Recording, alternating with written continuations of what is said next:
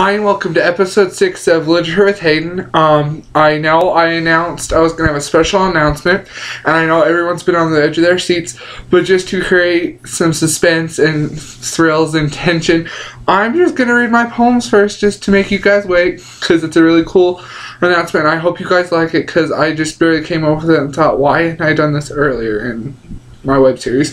But I just thought of it now, so it's going to be amazing, but I don't want to go into any more detail and spoil that yet. So we're going to start off with poems. I haven't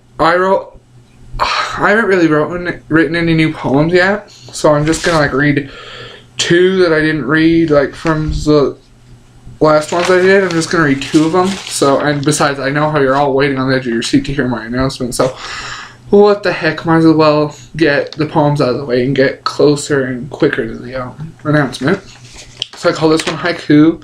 Salty seawater crashes against the limestone. Sea spray flies gracefully to the ground. Waters rise and then disappear back into the abyss. Call this one Snow. The icy flakes drift ever so slowly to the ground. Swirling, dancing, and falling. Calm, peaceful, and joy. So we're done with those poems. I will definitely have new ones. I have about 2.5 pages of new poems currently right now. I'm going to see Alex Cross today, so that'll be my next review, and I rented Just Dance 4 the video game and Angry Birds Trilogy the video game, so now I actually have video games to review, so I'll be doing a video game review, which I'm actually excited about, because I've been wanting to review video games ever since I really started doing reviews and started my YouTube channel, but I just haven't been able to play any new games. That's why I asked for a bunch of new games for Christmas so I could just review. I'm probably going to get 007 Legends, which I heard is okay, but I'm a big James Bond fan, so I'm pretty sure I'm going to love it. I asked for Assassin's Creed 3 because I love those games, and I asked for Black Ops 2, which looks epic.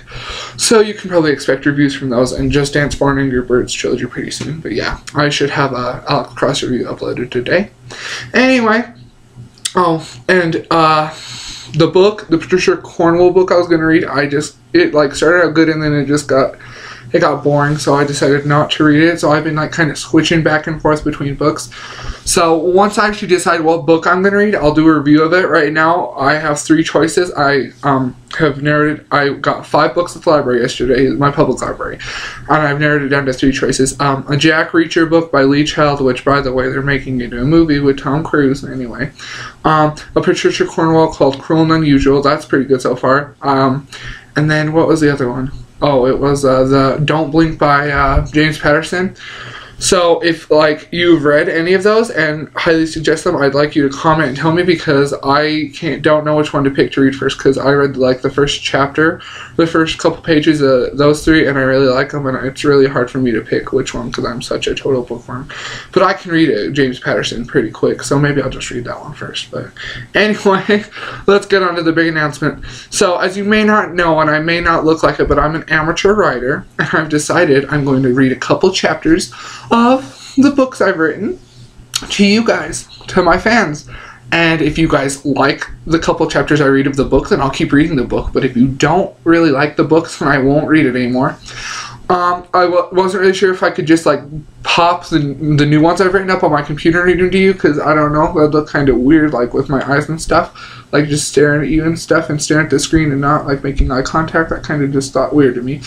So maybe I'll try that, but I have printed out 2 stories. I don't know if they're the edited versions, because I had my grandma and my mom proofread most of my stories. I've published 2 stories, A Game of Cat and Mouse and Love Thy Neighbor on Lulu.com. Yeah. So anyway, I'm going to read The Lake. It's about these friends that go to the lake, and all this bad stuff just happens to happen to them while they're there, and it's like a thriller, and it's really good, and I thought it was good, and all my family members said it was good. But here's the little cover. I just printed it on paper. That's supposed to be a lake. There's stuff at the top. It's not that special. Okay. Well, here we go. I hope you guys like it, because as much as I had fun writing it. Chapter 1. Officer Hamilton's cell phone rang. He rubbed his eyes and looked at the clock. It read 4 o'clock a.m. He answered the phone. It was his boss. He needed to go down to Lake Oak. His wife Amanda lay asleep.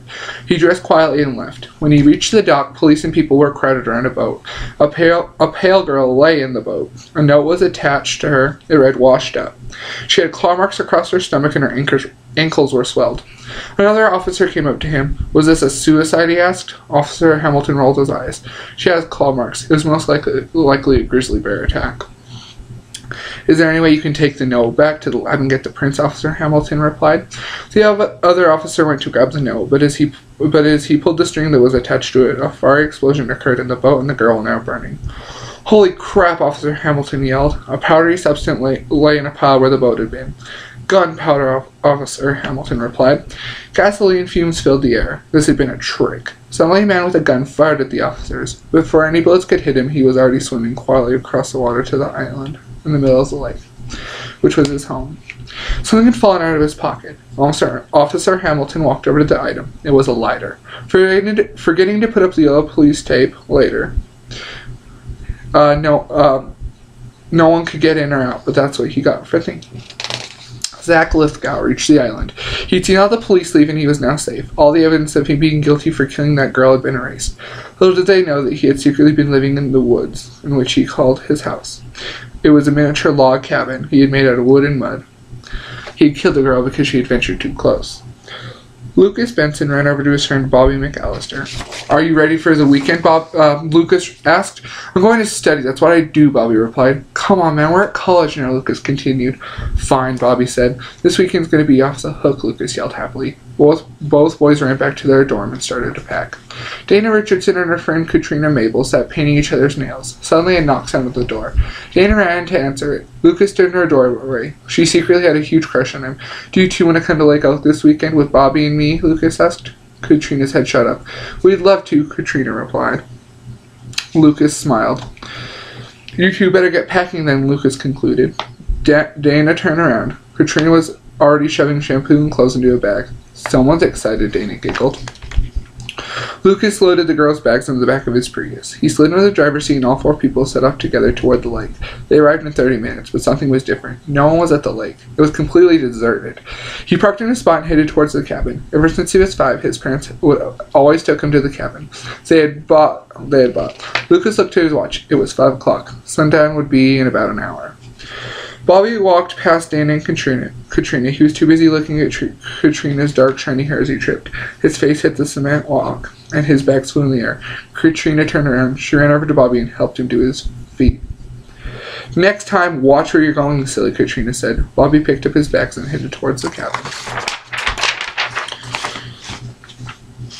Chapter 2. Dana and Katrina quickly unpacked their things. There was only one bedroom downstairs and two rooms upstairs. Bobby and Lucas had already called dibs on the upstairs rooms before they could even speak. Katrina looked out the window. The sun was covered in pinks and oranges. It would be so romantic to watch the sunset with Bobby, even if he liked her. She thought to herself. "Do you think Bobby likes me?" Katrina asked. "Of course. I like Lucas, and he likes me," Dana replied. "Do you think Katrina likes me?" Bobby asked. "I know for a fact that she does. Dana likes me and I like her," Lucas replied. Bobby let out a sigh. "So what's for dinner?" Bobby asked. "I know this little pizza joint that's 15 minutes away. They'll deliver the pizza here. My parents used to do it all the time," Lucas concluded. Lucas felt Bobby sitting on the bed. He walked down the stairs into the kitchen. He picked up the phone and dialed the pizza place's number. "Yes, I'd like one large pepperoni and sausage pizza," Lucas said. He disconnected the call. The pizza would arrive in 30 minutes. It was already dark outside, so he switched on some lights. Officer Hamilton couldn't sleep. He had forgotten to do something. "Oh man, I forgot to turn on the electric fence and put up the yellow police tape," Officer Hamilton said. He changed and hopped into his car and drove towards the station. Zach Lithgow sat sipping some black coffee. Suddenly a light appeared. He looked closer. Someone was staying in a cabin. Perfect. The delivery guy drove quickly, but he only had 10 minutes or the pizza was going to be free. He turned onto the road towards the lake. The parking lot was empty except for one car. To admit, he was kind of scared. Zach saw a pair of headlights. He was going to pay that person a visit. He changed into a pair of swimming trunks and drove his little boat towards the dock. As the pizza guy got out, a man suddenly appeared on the dock. It was a little late for a person to be out, he thought. Zach gripped his knife. gripped his knife he had hidden in the pocket of his jacket tightly. Lucas saw the headlights of a car. He ran out the door towards the dock. He hid behind a tree. A man walked closer to the pizza guy. Zach walked up to the man. Want to know a secret? Zach asked. The pizza guy nodded and Zach put his lips to the man's ears. You're gonna die, Zach concluded. The pizza guy was about to reply, but the man stabbed him in the stomach too quickly. He fell to the ground, dead. Hey, what the heck? Lucas yelled.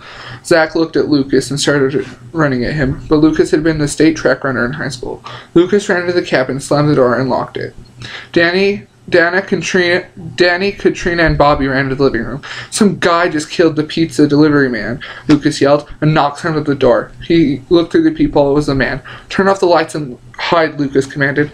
Officer Hamilton hurried to the lake, but he was really tired. A car was running, parked in his way. A man was laying on the ground. A knife was sticking out of him.